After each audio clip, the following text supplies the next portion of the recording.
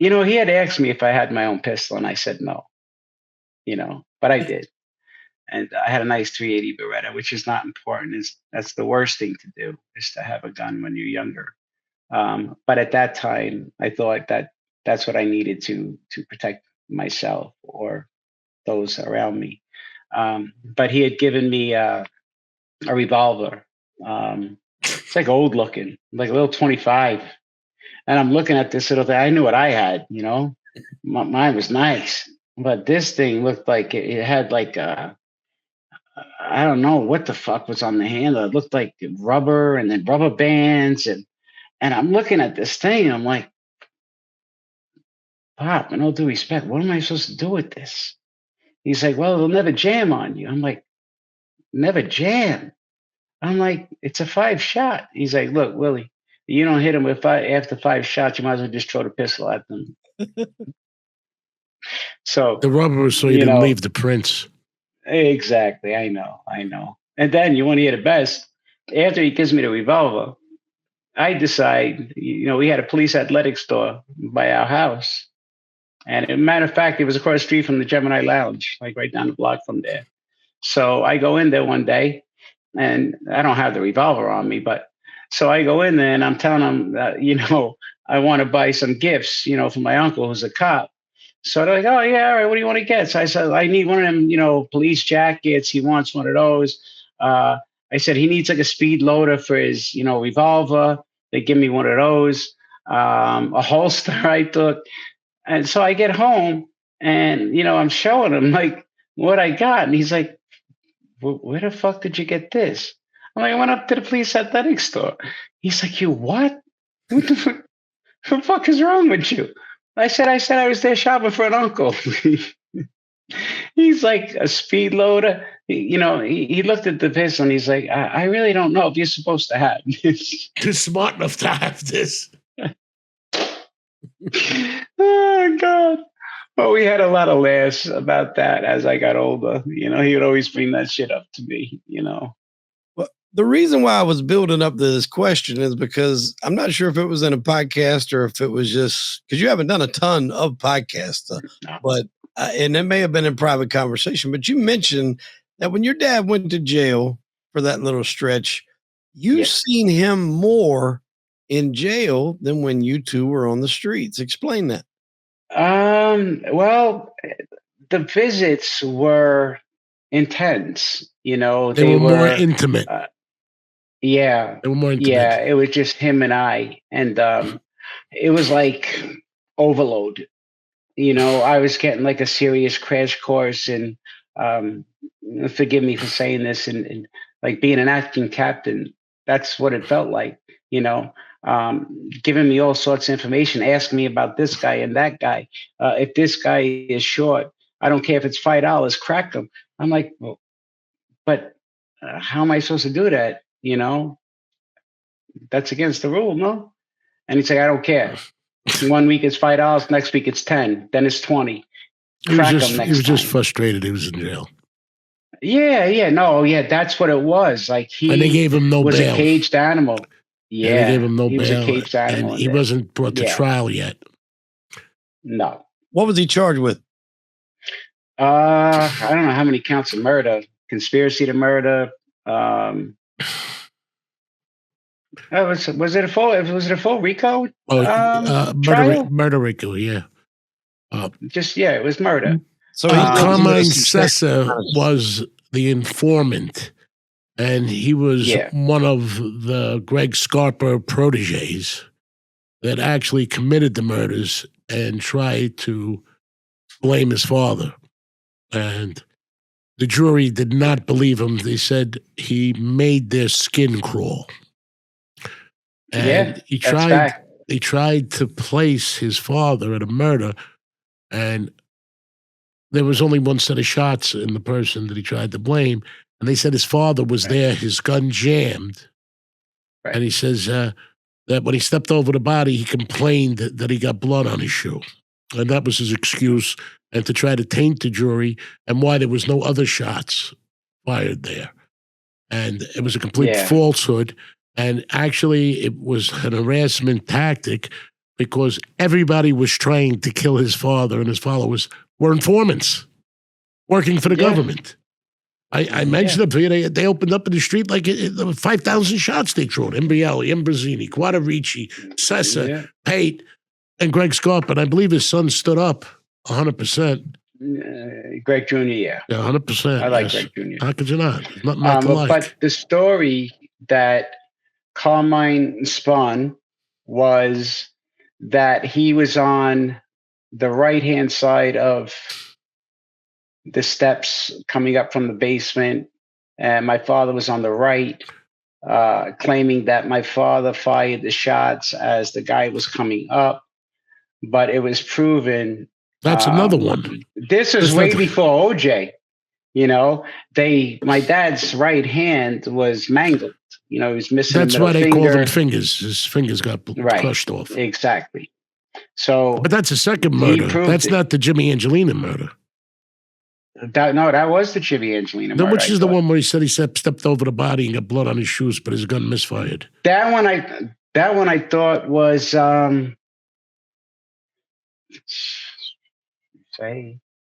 other words, he was an informant, and he was an informant, and to divest himself of his sins, and to give them something to say, because he can't run around and say that the government allowed him to do that, so they threw Billy in. Yeah. And allegedly, Carmine was above him. So but there was a little dichotomy of a difference there of, what they're saying, because how could he do anything he didn't tell him to do? I don't believe your father was even there. Is that correct? And they proved it. Yeah. From the best of my knowledge, he was not there. And this guy viciously, while working for the government, committed the most heinous of crimes against people who didn't do anything wrong. So, another case of an animal, for no lack of a better term, and not even I want to blame animals. I got a lot of soulless things to save their own self, make up any story they wanted. And I'm going to tell you the truth of the matter is, your father had the best lawyers, but they hung themselves. Yeah. And it was a complete harassment tactic, because the people that during this conflict they wanted to win, they want to control it, the feds, the FBI. And informants running around killing people. They wanted them to be there to kill people. I know, they offered me the deal, carte blanche. And they looked That's why I feel, to piggyback on what Chris is saying, that's why I feel the FBI fueled the war. Fueled it? They were telling them when to shoot at us. No, yeah. They wanted anybody that was a gentleman or a stand-up guy in jail, and they wanted these rabid demons from hell running amok to make other Italians look bad, blame them, but viciously annihilate Italians with code and ethic and morals. And that's a fact. Because you know what you're dealing with when you're dealing with an informant. How long was your father in jail on that stint? He was 11. Well, I thought it was 11. No, it was 13. It went from November of 94 to December of 95. He made it home for Christmas, Chris. I called him that night. So it was just the best. Made it home for Christmas Eve. Yeah. Yep. That's right. And I was on the hot seat right from jump when he came home. Oh, you kind of made a few trips to Atlantic City and spent a lot of money. Yeah. Had a little bit of fun with his money. A little bit. I know, a little bit. I know I had to play lawyer for you. Yeah. It's that's one of the things, not to flip a channel, but that's one of the things when Chris and I finally spoke, Chris had said some stuff to me that only my dad and I spoke about. That's how I know. Well, I always knew, but that's how I know how close Chris was with my dad. We talked about the important things. Yeah. Yeah. So your dad gets out. what is the lay of the land in the streets at this time? And then set the stage for ultimately what would wind up happening to your father that would then change your life. Okay, well, let's just go back just a little. So going back to the prison visits, it felt very bad for me because my mother would come, my sisters would come, the grandkids would come. He would talk to them maybe for about 15, 20 minutes. And then, the rest of the 2 hour period was just him and I talking, Right. explaining to me about the way things worked, about bringing messages back and forth. One of the things that when my dad was away, and even beforehand, I was welcomed at any table. It didn't matter who was sitting at that table, and I mean that in all due respect to the men that I got to sit with, um, captains, without labeling people, doesn't matter. Right. But I was allowed to sit with them, um, and it felt really good. I don't want to say you got drunk with power, but it felt really good to have that sort of respect. But Power is so intoxicating. It is. yeah, it sure is. It sure is. So after I would leave, it felt like my head was about to blow up. And I would have to like make these little crib notes. I jump into Lexus and just stop making notes and then fold them up and just stash them. I always told you I would stick them up into my gum. Right. So he comes home, and the lay of the land when he first came home was they wanted to knock my dad down back to a soldier, in order to try to like even things out in the family, just to appease both sides. So my dad was okay with that. He's like, look, Willie, he says, soldier, captain, it don't matter, it don't mean nothing to me. So he went along with it, and it only lasted, bro, I can't even say if it was more than a couple of weeks. Yeah. If that. He was back up to captain status right away. And one thing that really gets misconstrued, and this really drives me insane,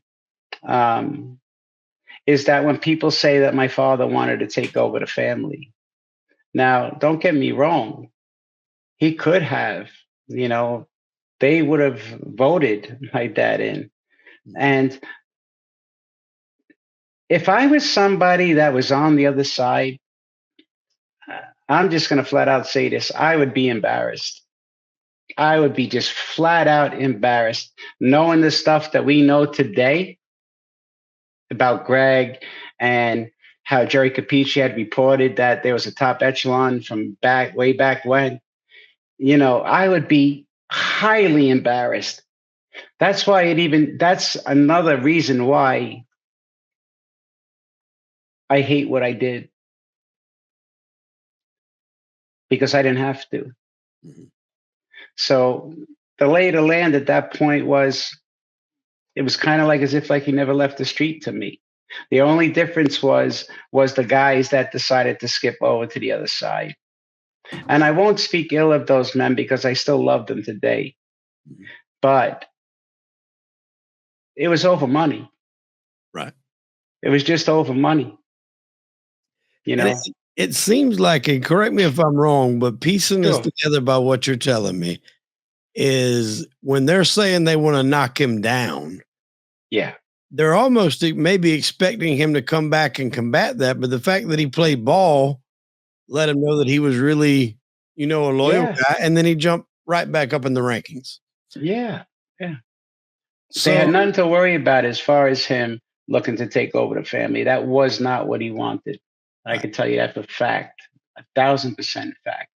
And so there is, like you said, a split amongst the family. That's well documented in history that, there was a split going on.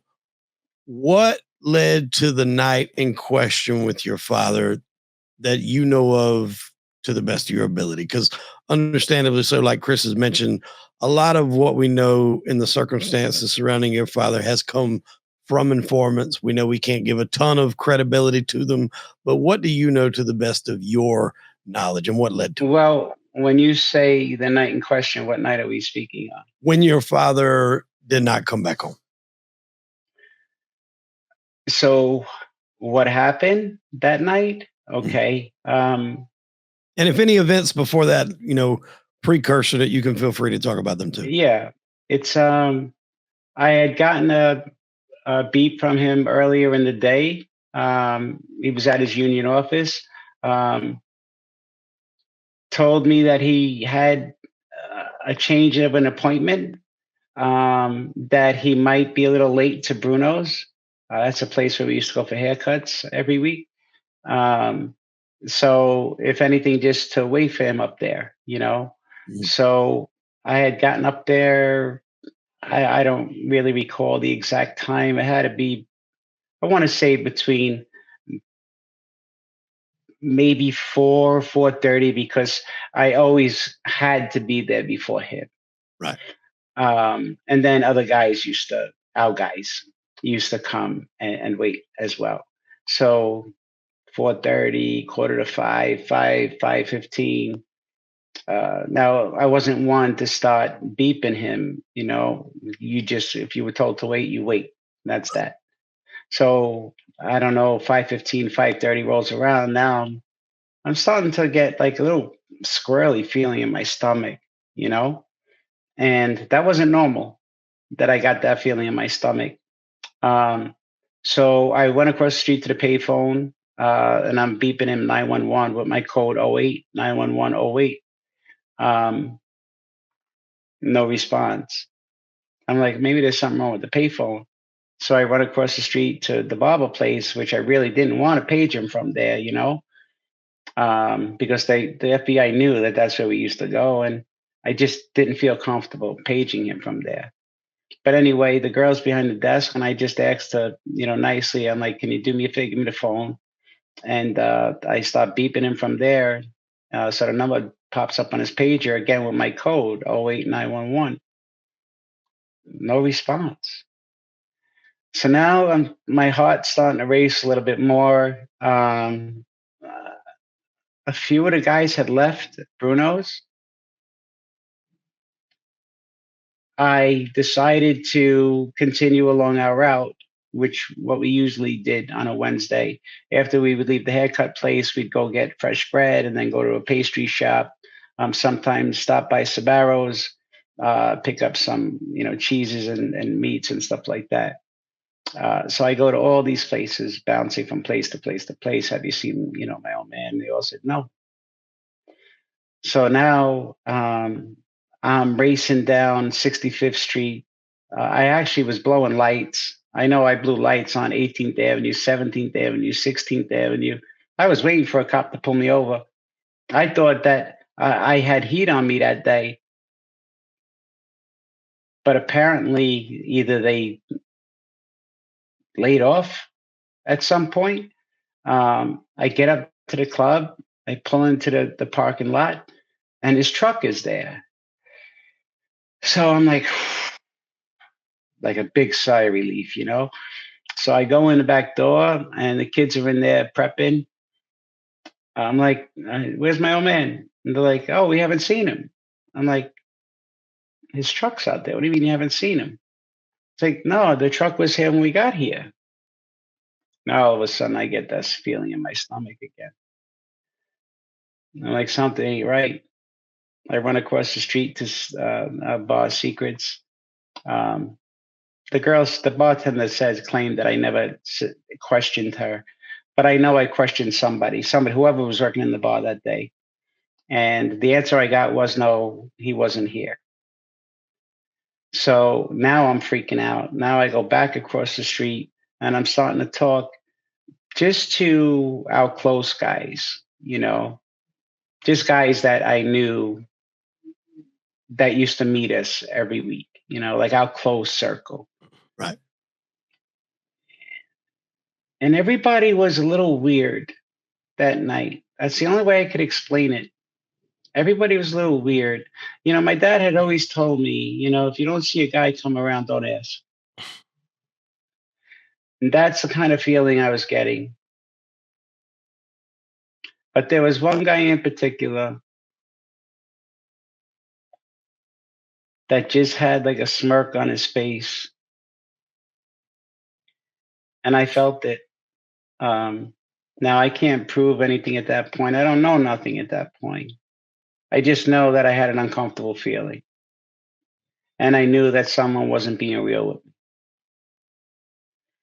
I hung around. I bit my tongue. They were bringing me different phones to page him with all night.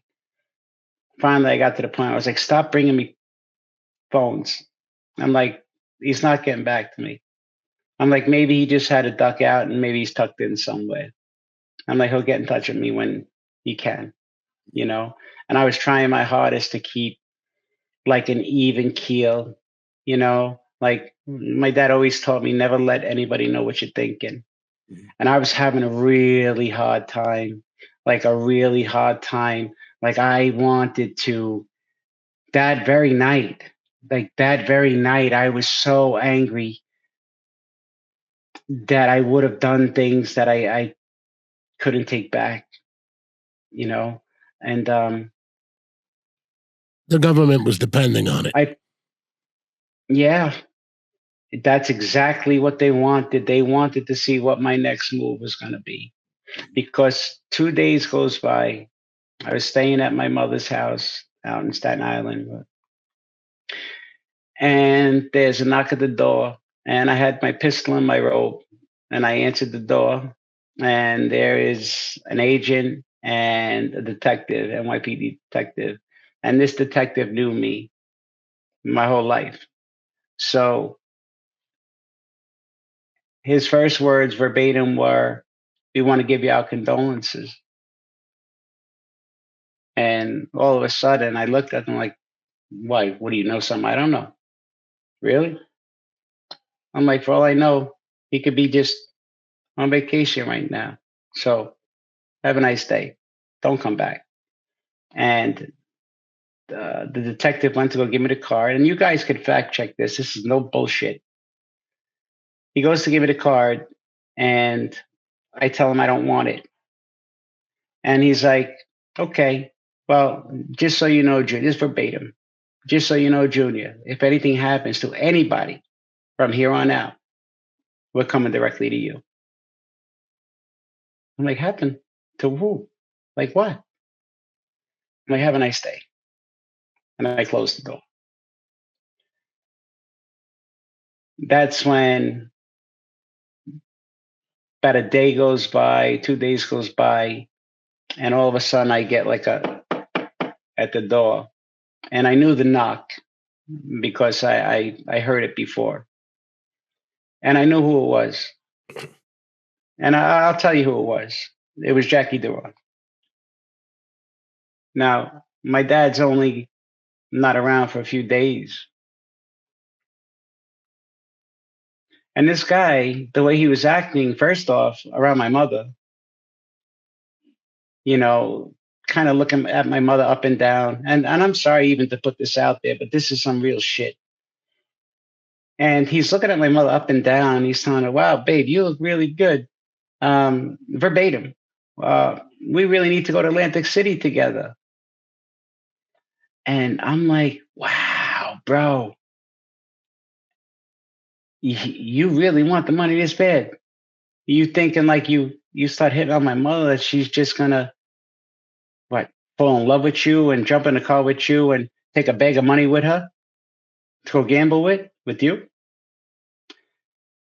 But I don't really react, you know. I did, but kind of in a passive aggressive way. Like I would shake his hand and crush it, you know, or when he was ready to leave, like I'd go to tap him on the shoulder and smack him hard, you know, just made me feel a little better. And again, you can fact check this. This dude's in a wheelchair today, not because of me. But these are the things he was doing. Like he would come in and like tap on the floors with his feet. Wow, these are beautiful floors. Now he knew the builders of my dad's house. So he was trying to find like listen for hollow spots, you know, and I'm laughing because I already knew where everything was. Right. So it was kind of like playing that game, you know, hot, you cold, man. You cold, oh man, you're ice cold. So I would allow him to walk around the whole house, and I'd be laughing to a point inside because I knew where the money was, and he wasn't even close. Mhm. The other thing he wanted was my dad's book, and I wouldn't give it up because it has all friends of mine in there. And I'm like, well, if you think I'm just going to hand this book over to you that has a lot of friends of mine in there, you ain't getting it. I can't tell you how many months he was trying to get this book out of me. So finally I burned it. And the sad part is that some guys were just so, I'll just say honest, that they copped to how much they really owed. And so after this happens, now I'm really thinking bad things. Now I'm gearing up. I go to the spot where I know where we had all the gear, and I'm telling my uncle, open up the safe. And he's like, Willie, why? I'm like, I need what's in the safe. He's like, Willie, please don't. I'm like, look, Unc, just open the safe. So he opens the safe. I grab a lot of gear. I grabbed a couple of big hockey bags. And again, the look that was on my dad's face the day of my graduation was the look that was on my uncle's face when I went there for the gear. And he had said to me, he's like, look, if you go out and do what I think you're going to do, I don't want you to come back. And I took the gear. I hugged him, I kissed him, and I left. And that man wasn't happy with himself at that point, and he made his own choice, and I lost him. And I still wonder to this day if it was because of what I did, you know. Um, but these are the lengths that this man was going.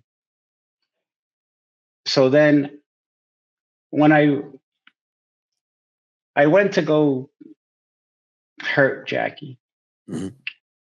Yeah, I had went to Bay Street where I knew Jackie used to have like a fruit stand. It was like a bullshit fruit stand, but he used to hold court there early in the mornings. And I knew he was there all the time because he used to make me go meet him there when my dad was away. He used to make me come to his house twice a week, take me into the pool house to talk, tell me things like, your dad's holding you back. Um, you should be straightened out by now. Again, you guys could fact check this. You're good looking. You're tough. You're smart.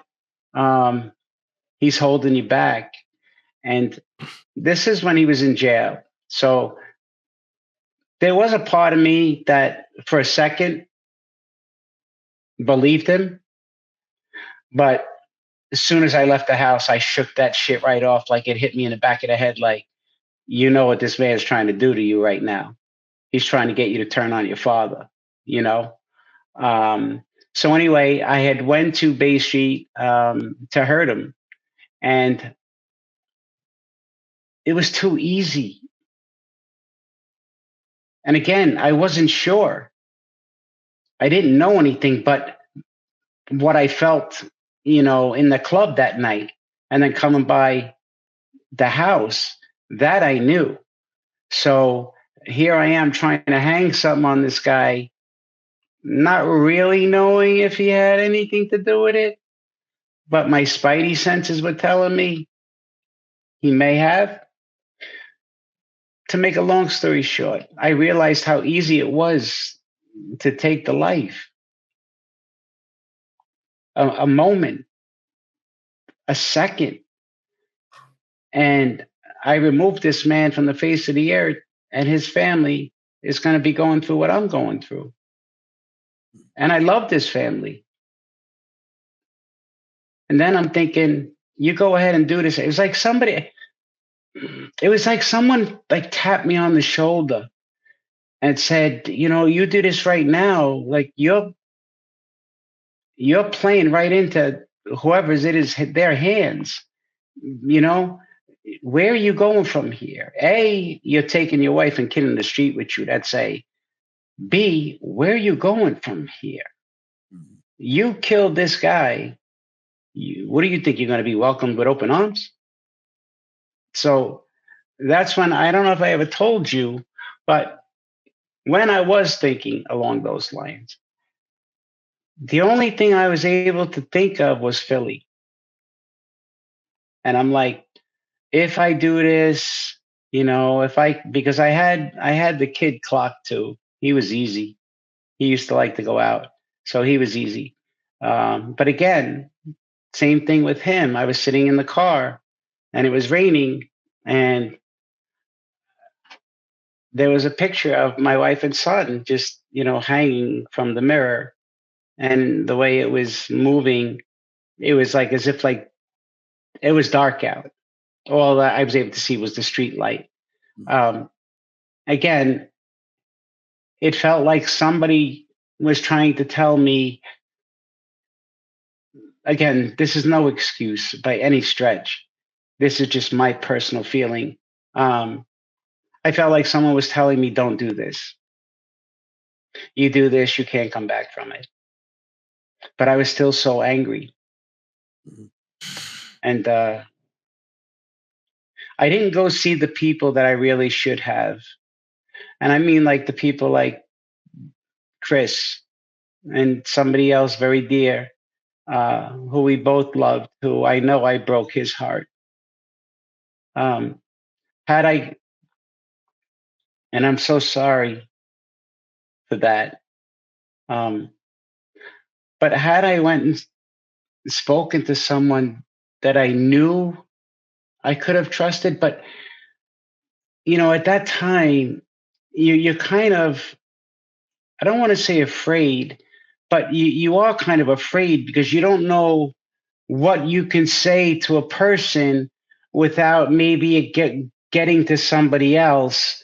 And, it's like Jackie said to me when I walked away from him that day. He was like, hey, Buff, I saved you. In the old days, when the father goes, the son goes. And I stopped again. And I was about to walk right back across the street. And I'm like, don't worry about it. You'll be seeing me again soon. No worries. And he kept sending for me. And I wouldn't go in. He wanted the book. I wouldn't give it. He froze everything that I had on the street personally. And then all my dad's guys were told not to turn anything into me, that everything had to be turned into Jackie. And after that happened, he had come by the house, my mother's house, and he hands her an envelope.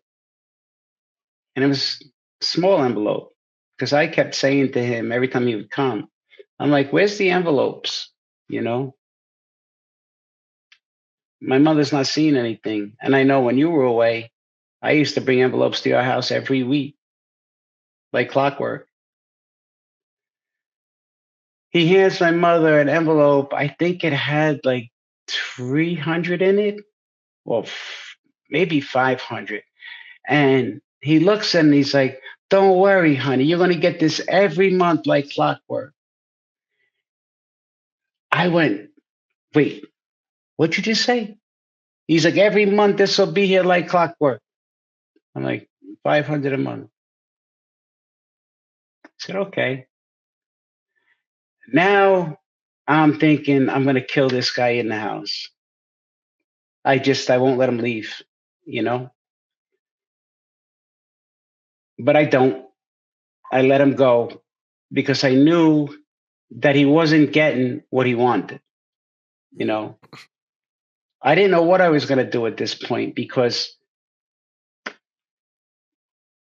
I knew I wasn't going to run,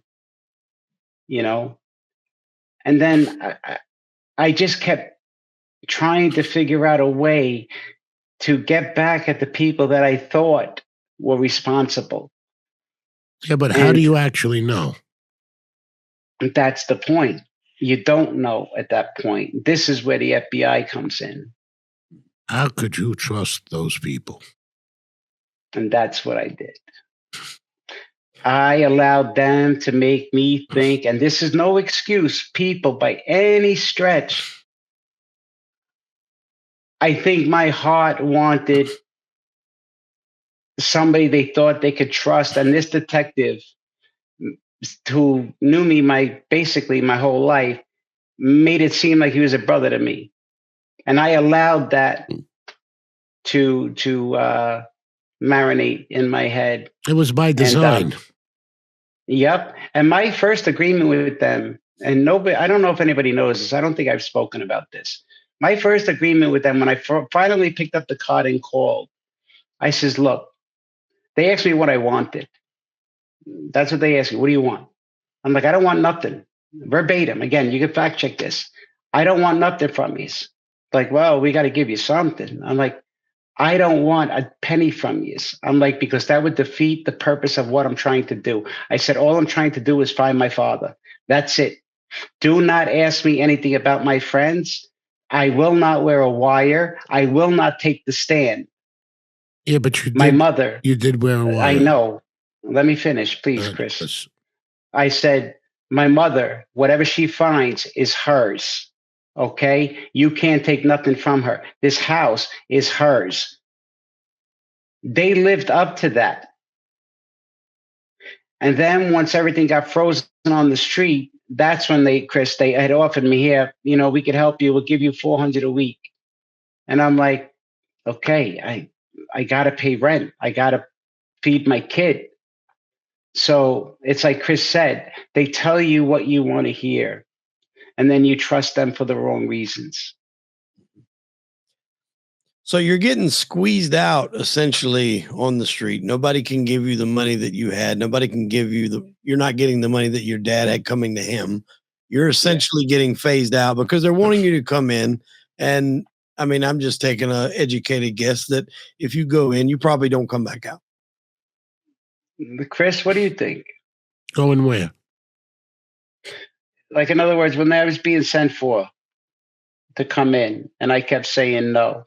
Yeah, but you went in. You went in prior to that.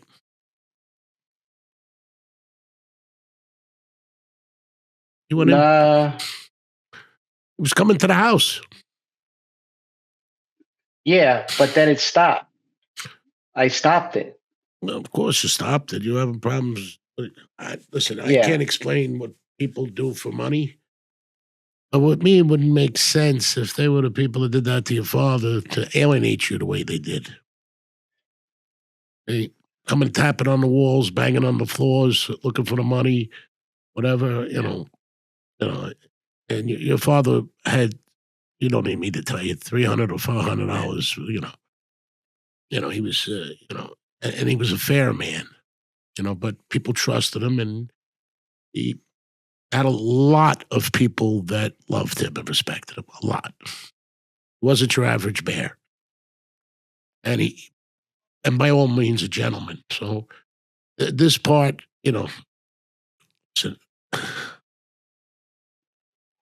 Before we get too deep into Bill's decision to work with him, Chris, hypothetically, if Bill comes to you with this problem, this grievance, so if he thinks this is what happened, he's obviously very upset. First of all, I help him financially, without a doubt. Without a doubt. Not, I was in, he'll tell you, I earned a lot of money. He'll tell you that, a lot. Yeah. By anybody's standard. And I never gave anybody anything, ever. I never planned on it. But I earned a lot of money. I would have helped him financially to start out with.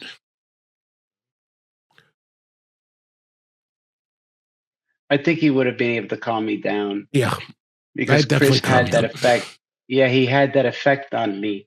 Like when he looked at you in your eyes, if his hand was on your shoulder, you knew that it was coming from his heart.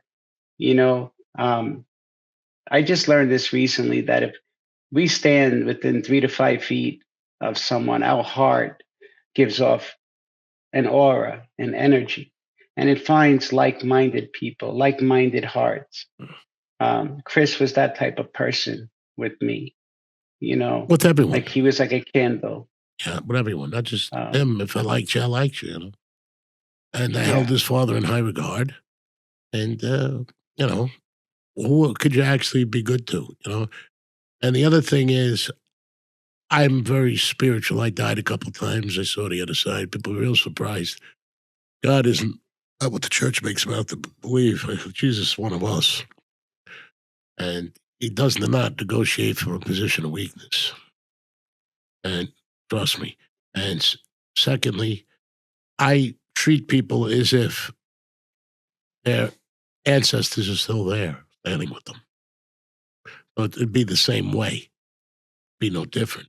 And that, when you love and respect a person, you don't honor him by acting differently than what he believed. And Bill Cutolo Jr. was a good man. All three of the men I mentioned were very good men, or I wouldn't take the time to be around them, spend time with them at all.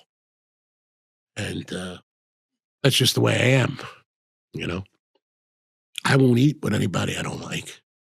I won't have a drink with anybody I don't. First of all, because it's dangerous. No, it is. Trust me. So, I mean, there's only one or two people in the world I drink with.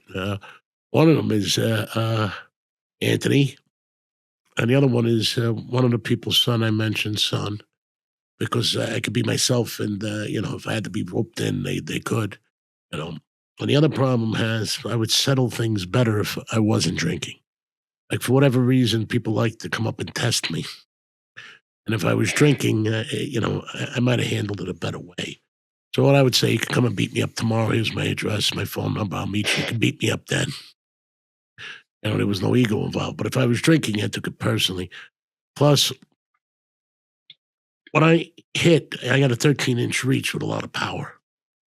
And it's devastating, to say the least. You're not getting past it. And because my haymaker is 13 inches away, if I'm in on the inside, I usually don't miss. And, so I was so good, it didn't bother me not to hit people. Like, you follow me? It was more like they weren't tough enough. It was, and who wants to beat up somebody drunk anyway? Not in their right mind or high or whatever. I think that's another whatever. I would wait till they sober up and then talk to them. If they really want to fight me. And one of the ways I diffused people who are really pushing it with me, and Billy's been there and seen it a few times, and everybody'd have guys around and this, and then they're looking to start a whole thing. I says, well, let's just walk in the woods or in the alleyway alone, me and you, and we'll settle it there. A lot of people won't do that. I'm not insecure at that point. You know what I mean? Very confident within myself. And that usually diffused it right away. That screaming and pumping up when people are drunk, it's a false sense, or high, it's a false sense of manhood. And the last thing I wanted to do, because when I hit you to hurt you as bad as I can. And I don't hit you like just the Marcus of Queensberry rules. I could put your nose through the top of your brain. If I think you're going to put me in danger, I do it. And, and my reputation, because I was good with my hands, a lot of people wanted to test. And I thought that was just stupid. Follow me? Yeah. And, I don't believe might makes right. I believe right makes might. And if it doesn't put any money on your table, doesn't get you closer to God, helps your family, why do you want to do it? That ain't being tough. It's being a jerk off. And just to hit civilians or innocent people trying to act tough. And one bad thing about Brooklyn is on the weekends, a guy could be a plumber, an electrician. At night, he gets dressed up. He thinks he's a gangster. And this is coming from these movies they watch. And they don't understand that tough people don't put themselves in those situations. In your bar after 2:00 in the morning, it's asshole hour. So that's why 2 drinks, keep yourself dressed. You don't loosen your tie. You don't lose composure. You don't mention no names. And they don't go out to have a good time. They go out to be somebody they're not. And then somebody gets hurt really bad or dies because they're trying to prove a point. And what are they trying to prove? Well, what's the point? So I'm up close and personal, and, I believe in myself and my morals. And before I hurt anyone, I have to believe you're going to hurt me. Like you said, if the hands come above the nose, what are you going to do? Most of the time, I get hit first. One time, I was almost blinded from it. Anyway, not the that point. gets you going. That gets them going. Oh, I'm hard to knock out because I'm built like a Johnny plug, and I have a good head on my shoulders because I don't have a neck. You got a fire plug. He used to say he's built like a fire plug. Yeah. And not only that, I always had a sense of humor that would relieve things. Yes. Yeah. Well, unfortunately, Bill, you didn't get a chance to talk with Chris before you made, this decision. I tie him up and put him in a basement. Yeah, You think I'm kidding? I leave him there till he calms down. He's always he was very impulsive and a triggered temper, and he never thought things through till afterwards. And that was that plays into the FBI's hands, like what we've stated earlier. They orchestrated the whole thing from his father getting arrested to his father's assassinations to my mentor to assassinated. And they figured if they start shooting people with their assets, people are going to say, oh, my God, I'm now vulnerable. Let me tell. And they fueled the whole thing. And his father recognized that. And he saw what the destiny was. Good men died at the hands of these lowlifes with an agenda to just profit by death and carnage and lack of respect. Sometimes people may not like you, but they respect you. That's part of being a gentleman. I don't know what respect these people think they earn or they get. So I take responsibility for my actions. And a ravenous beast running through the streets, hurting innocent people and firebombing and shooting. And first of all, anybody that puts their hands on a woman's a coward. Number one. Yeah. Number two, you go out to have a nice time to just pound people drunk. There's something wrong with you. Oh, that's not what a gentleman and a tough man does. Now, when you were younger, I could see it, Billy. When you started to get older, that temper is what got you where you are. I read a lot of that case because I was on trial at the time. And I faced life a couple of times, right? And they threw things in there that were unbelievable. They tried to flip me. Just 12 years, they broke my chops. Serving search warrants, no bail, house arrest for 5 years. Couldn't even have attorney meetings. Asked the judges if we wanted a bulletproof thing. They brought me in like Hannibal Lecter with everything but the mask with shotguns to my head. I mean, it was really ridiculous. But the point of the matter is, it's as much as an intimidation tactic as you'll ever get. And they come at your weakest point and try to play like they're your friends. And that's seemingly what they did here. Again, I've been there. It's not an excuse. Listen, I'm going to tell you something. I've been there more than once. Yes. Chris understands. I've been there more than once. How I was feeling. I understand how his feelings. I just don't understand his action. And I wish he would have got that tap on his shoulder, because his life now, compared to how it was, is like being buried alive. Tell me if I'm wrong.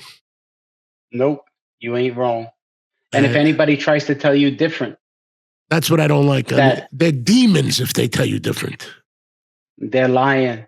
They're lying. They're lying. They're lying. Because anybody that came from that life, quote unquote, if you couldn't do 10 years, I'm sorry you were never made for that life.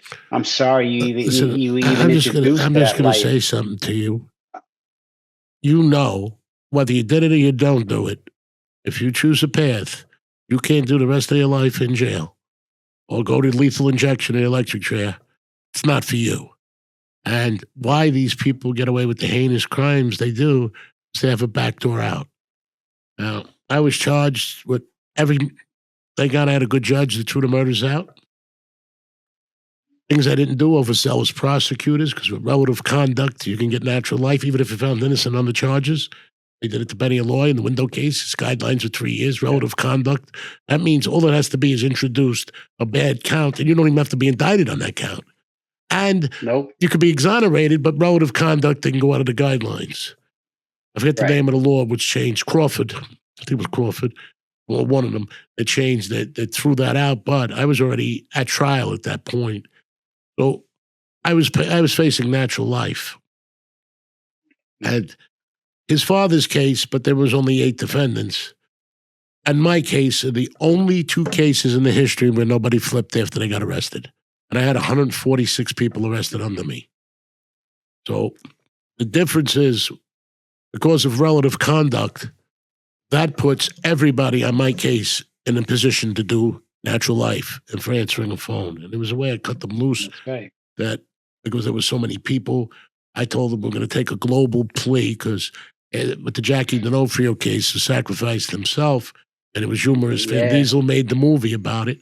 He made the judge laugh, the jury, but it lasted so long because there was like 70 defendants. They made them, you could no longer get the trial 10 at a time. So they would have had to have 14 trials for me. And they injected my brother into the case, and I never did a thing with my brother, Anthony, as you know, Billy. I kept talking about Find Me Guilty, the movie Find Me Guilty with Vin Diesel. Yes. Yeah. That's right. I made the jury laugh, but it took so long. I think there was 2 judges, 4 prosecutors. There's that many people. The trial takes forever. I think it took like 7 years. I forget about what motions and everything else. Mine took they served search warrants in 2001. They didn't come back to get me till 2004. I was going to say, it was like 3-4 years, right? They came back in 3 years. Then they came. They came back. They arrested me in 2004. I didn't go to trial to 2009. I was held without bail for 6 or 7 months, and then I got bail under the strictest confinements, and then I got it relaxed because I brought on a new attorney. Barry Slotnick was the worst. Sold me down the tubes. Anyway, long story short, how I did it is I brought everybody in when we finally could get. They wouldn't let me have co-defendant meetings. They said I was that dangerous. So when we played our case, it's 18 months. We haven't met. How are we going to build the defense? The prosecutor says, Your Honor, they're going to get together and concoct a story. She says, yeah, it's a defense. You can't stop them. So we can only meet if there was a lawyer present. Yeah. So no, they were trying to flip me to put on all the pressure they could. And the whole time that they told me if I helped them, they fucked up in an area, excuse the language, I don't like to curse, they hung themselves out there, and I didn't go to school to be a police officer. But I have no problem if somebody wants to arrest me, that's their job. By the end of the case, I'll tell you the story. So they're informant, actually. So anyway, I tell everybody, you trust me? They says, yeah. And they knew my brother Anthony was on the case, and he was notorious on his case for everybody copping a plea to save him. That's how every male member of my family went to jail. So they were pretty sure that they were going to get a global plea, and they were offering me some ridiculous amount of time. I think 17 and a half was the lowest thing. And I didn't play well in the sandbox in there, so I didn't care. And plus, half the things they charged me was ridiculous. So when they destroyed an international bank on me, a home improvement company, a mortgage company, none of it was even part of the thing. They just came in with shotguns and took everything. I had multiple businesses. And a lot of people screwed me when you locked down because they already, including my family, they figured I was finished. I was on the house arrest. Yeah. So, but that comes with the territory. So anyway, long story short, and I paid for everybody's lawyer to put the trial and beforehand too. And everybody got paid and was on the clock. And I couldn't see some guy getting life that was answering phones for me for 10 years because of relative conduct. Just looking to give his baby diapers. What the hell is he doing? It's legal today. But moving forward, they threw my co-defendant, Jerry, when I get there, I was in a different place when they raided. The FBI called me and said, it's easier for me to meet you from where I am. They made me come to the house. They were very nice, the agents, for me. You could always tell the COINTELPRO division of the FBI, their tactics. The regular FBI guys were really gentlemen. Even made them take the handcuffs off. And then did they say, and I wasn't held as fleeing, I was held as a danger to the community.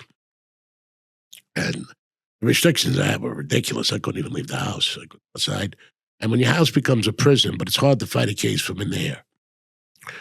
So moving forward, they would have had to have 14 trials with 10 people at a trial. So I told everybody, right.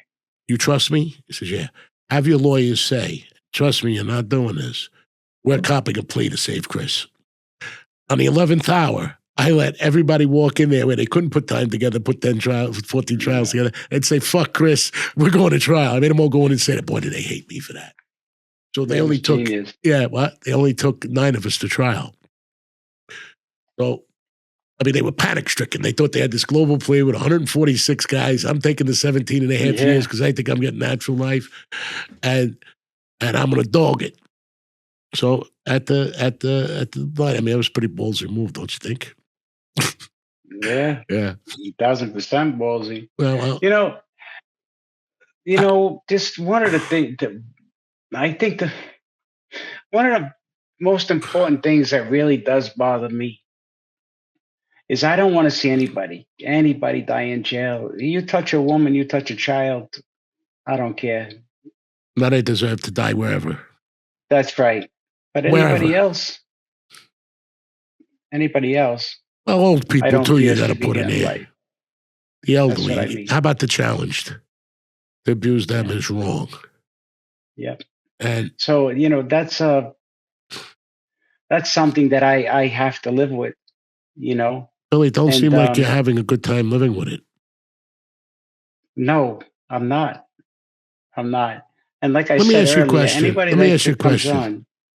on, for the people out there and what they're showing on TV and these ridiculous shows and these movies and these podcasts, would you consider any of those men and the way they're purporting themselves to be is the right example to set?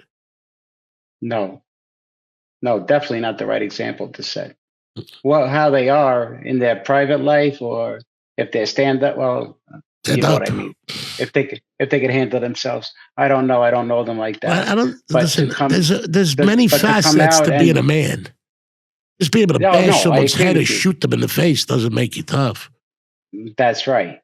But show me the man that comes out and tells a positive story and tells the truth. That's why you're here. That's right. No matter how hard it is. And again, I ain't here to make excuses. There is no excuse. You cannot cooperate, period. It doesn't matter whether I volunteered, whether I was facing jail. It doesn't make a difference. I knew the life. And I knew that my father definitely wouldn't agree with what I did. Yeah. I hurt my family in the process. And not only did you know the life well, you were schooled by one of the best with your father. Yeah. And so that's going to be, it should, like, when I spoke with Chris's son, about his possible jail time, he said, obviously it would have, been an unfortunate I'd have cut my kids loose if I got life. But, he understood that, had he had to do that, he would have went and did it. Just like you would have understood if your dad would have had to go through life. You would have, I think you would have understood. Wow, they threw murders on me that they knew I had nothing to do with. So I do have a question though, Bill, because we're closing in here towards the end. Yeah. I want people to drive this home. You did decide to cooperate with them. Then when you went back and they offered to pay you a little bit of money, you did have to wear a wire? I wound up, I wound up succumbing to that because I guess whatever information I was willing to offer wasn't enough. Okay. Yeah, but Bill, what did they hold over your head? Nothing. They had nothing on me. Nothing at all. I ruined my life by asking them for help. Well, I guess what they would be holding, and they wouldn't necessarily be holding anything over your head, but they could be promising you taking the two guys off the street that you want to see punished. Yeah. They were hoping that he goes and does it, and then he works for them. They were hoping I went rogue. Yeah, and take out everybody. Yeah. And then they protect him and rallied people around him. And there was times they even was setting me up. No kidding. Money shit to see like if I was going to turn in what I was supposed to turn in. Bruh, listen, this goes a lot deeper. This can't be like the end. Yeah. Well, and that's what I was trying to get to is there's a lot of stuff that you want to kind of let people know of how dirty the FBI is in this situation. Yeah. Like they're damn near as treacherous as the streets.